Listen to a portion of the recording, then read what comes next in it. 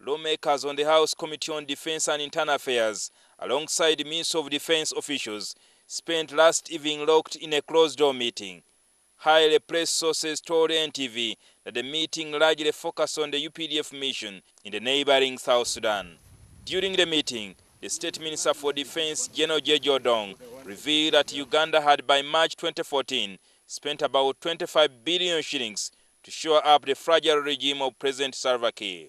Despite us spending that amount of money, but we should also factor in how much were we getting from our neighborhood. The peace in South Sudan, to me, is more important to Uganda, and every Uganda should appreciate really the need and the reason why we sent our people to South Sudan. It is true, we might have spent a lot, but we're already feeling the pinch.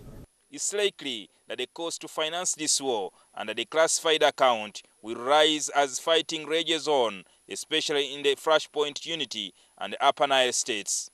However, lawmakers questioned the astronomical expenditure, which was not approved by Parliament. Our eyes must not be blindfolded using this thing of classified expenditure. According to the agreement, which is shrouded in secrecy, between the Kampala and Juba regime, each country would meet its own cost. But due to the rising cost of the war, Jeje Odongo revealed that South Sudan has agreed to meet the fuel cost for the UPDF. The government of South Sudan will pay for the cost of fuel for all the operations in South Sudan. And in war, fuel is one of the cost drivers because the tanks, the aircrafts, the vehicles. The Minister of Defense has been allocated 968 billion shillings next financial year.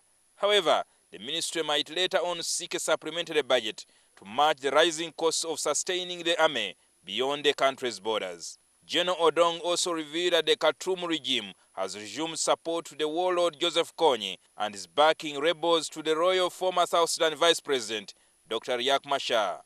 The suspicion is on Sudan and other Sudan supporting the LRA. Let's solve our problems as African people, and that's why I call upon His Excellency General Bashir to work with IGAD leaders, work with the African Union, and find a solution to the people of South Sudan.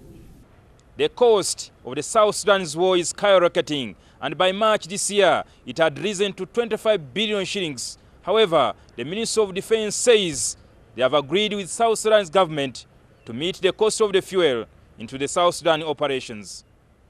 Jingo Francis, NTV, Parliament.